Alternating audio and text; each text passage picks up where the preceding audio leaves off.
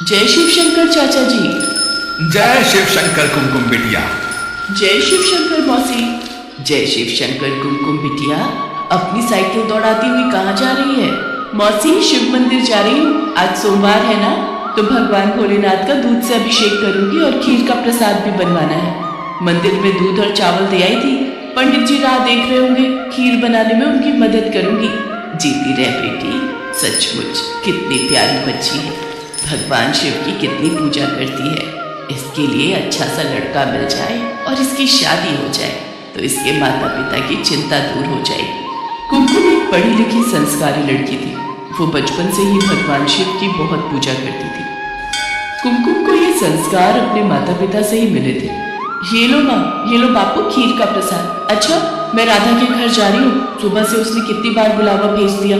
सुनो जी, कल कुमकुम की सहेली राधा की शादी में भी जाना है। कुमकुम अपनी सहेली के घर चली जाती है, पर उसके पिता का चेहरा उदास हो जाता है और वो फूट फूट कर रोने लगते हैं। सुनो जी, अगर आप ऐसे रो दोगे तो मुझे भी रोना आएगा। क्या आपको भगवान शिव पर भरोसा नहीं है? वो हमारी कुमकुम को कुछ नहीं होने देंगे, उन पर भरोसा रखो। कुमकुम का जन्म भगवान शिव के आशीर्वाद से ही हुआ था, फिर भला वो उसे कुछ कैसे होने देंगे? हम सब तो ईश्वर की संतान हैं। हमारी कुमकुम तो भगवान शिव की बेटी है, वो उनकी इतनी पूजा पाठ करती है तो वो उसे उसका फल अवश्य देंगे। हमने बचपन से ही भगवान शिव के प्रति कुमकुम की आस्था को जगाए रखा है। हमारी बेटी अल्पायु नहीं, दीर्घायु है।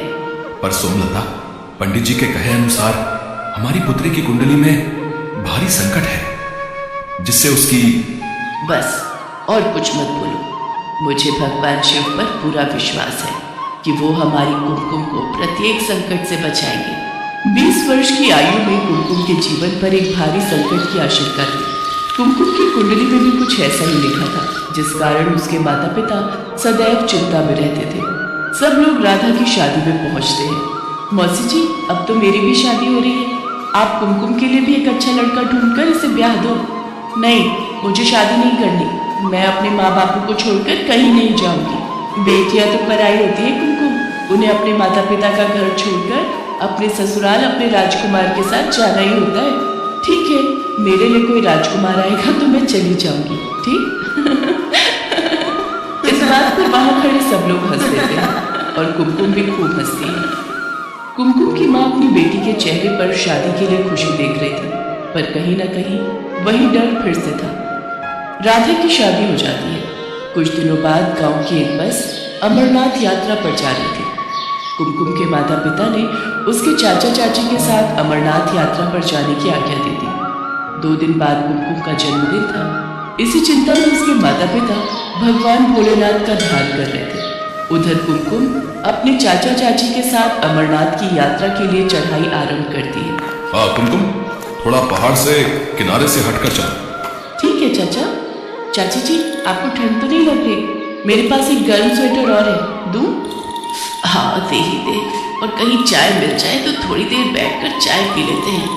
ठीक है, तुम दोनों यहाँ बैठो, मैं सामने कैंप से चाय लाता हूँ। कुमकुम के चाचा चाय लेने के लिए चले जाते हैं। कुछ देर बाद वो आगे की यात्रा तय करते हैं। रात हो रही थी। कुमकुम के चाचा चाची और कुमकुम एक कैंप में रात गुजारने के लिए रुक गए। कुमकुम, जन्मदिन की ढेर सारी मुबारक। आज तुम्हारा जन्मदिन है और तुम पूरे 20 बरस की हो गई हो। जीती रहो बेटी, भगवान शिव तुम्हें लंबी आयु प्रदान करे। शुक्रिया चाचा जी, शुक्रिया चाची जी। चाचा जी, मैं थोड़ी देर आसपास घूम लूं? ठीक है बेटी, पर ज्यादा पहाड़ के किनारे पर मत जाना। कुमकुम आसपास का वातावरण देखने लगती है। अमरनाथ पर बसे पहाड़ बहुत सुंदर लग रहे थे। बर्फानी गुफा बस कुछ ही दूरी पर थी। कुमकुम ओम नमः शिवाय का जाप कर रही थी। हे शिव शंकर, आज आपके आशीर्वाद से मैं आपके परम धाम अमरनाथ की यात्रा कर रही हूँ। आज मेरे जन्मदिन पर मुझे आशीर्वाद दो भगवान। अगली सुबह कुमकुम और उसके चाचा चाची आगे का रास्ता तय करते हैं। ऊंचे ऊंचे पहाड़, नदियां देखकर कुमकुम का मन बहुत खुश हो रहा था। तभी कुमकुम का पैर पहाड़ के किनारे से फिसल जाता है और वो चिल्लाती हुई नीचे खाई में गिर जाती है।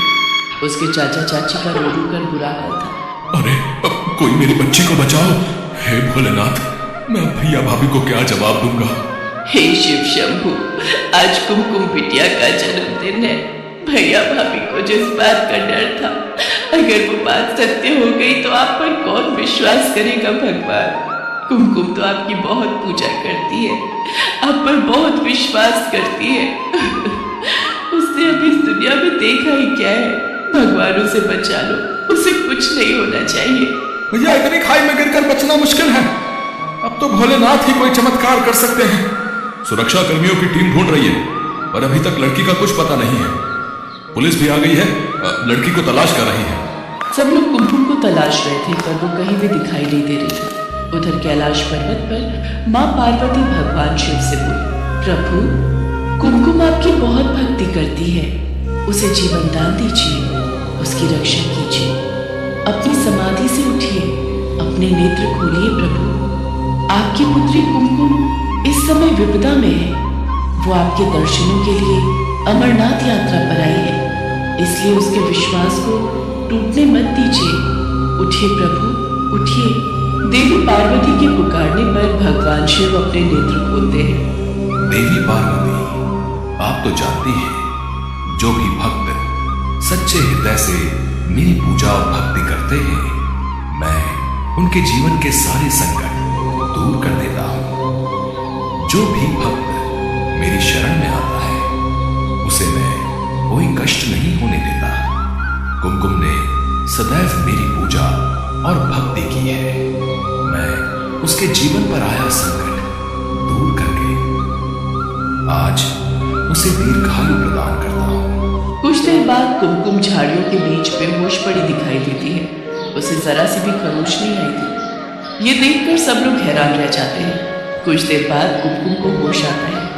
सब लोग इसे भगवान शिव का चमत्कार मानते हैं और ओम नमः शिवाय का गुणगान करते हैं। कुमकुम अपने चाचा चाची के साथ बाबा बर्फानी के दर्शन करती है और उनसे आशीर्वाद प्राप्त करके खुशी खुशी घर लौटती है।